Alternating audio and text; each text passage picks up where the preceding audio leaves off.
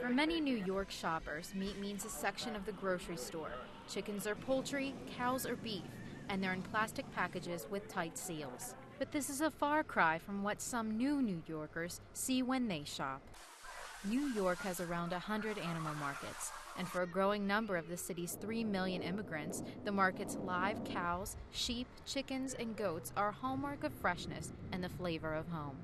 Usually immigrant people coming to buy the meat, not people from here. So I guess it's the taste. Everybody likes the taste. That's what you've been tasting when you was back home. So you really like the taste and you want to keep the taste. But for other New Yorkers, live animal markets are simply in bad taste. It's really cruel what they do to these animals, these chickens and other goats that should be, on a farm in the sunshine and fresh air, how they're crammed into cages and just treated like merchandise, just, grabbing them. And I think it's disgusting that any living creature should be treated that way. State and federal government agents monitor animal treatment, but it isn't legal for law enforcement to check the markets. They can only intervene if cases are reported. We've had allegations where people are putting animals on the ground and stepping on their heads to slaughter them. People are beating animals to slaughter them.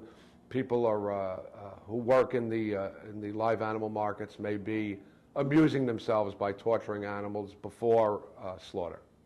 Only 7 cases of live animal market cruelty were reported last year. You're not going to get many complaints in live animal markets from the customers, because if they were people that were interested in animal welfare as a whole, I don't think they'd be in a live animal market too often.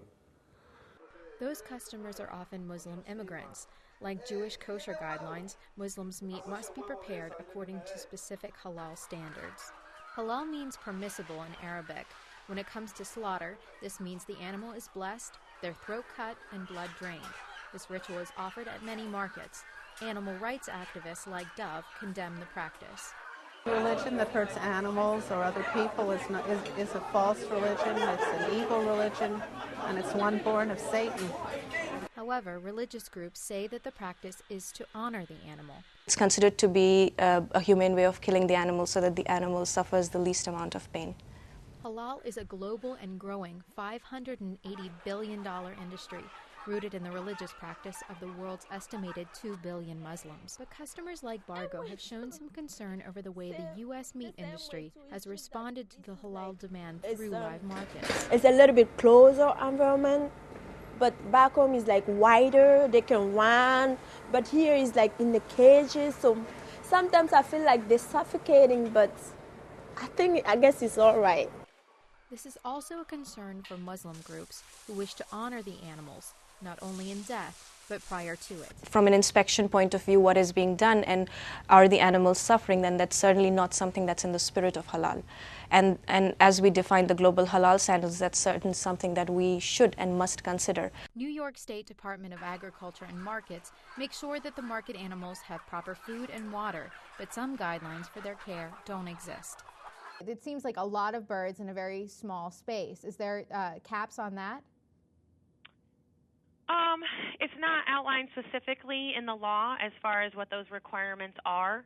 However, those birds typically that are going to market are only in there for a very short period of time. What's the limit on that? A limit on what? On how long they're allowed to be kept? There's not a limit. But recently, a goat thought to be from a live market decided there was a limit. He was found wandering in the Bronx streets. New York is not equipped for having farm animals wandering about in New York traffic. I certainly think it's not a good thing, and it's potentially a really dangerous thing. And I think they're really serious issues, but they're legal enterprises right now.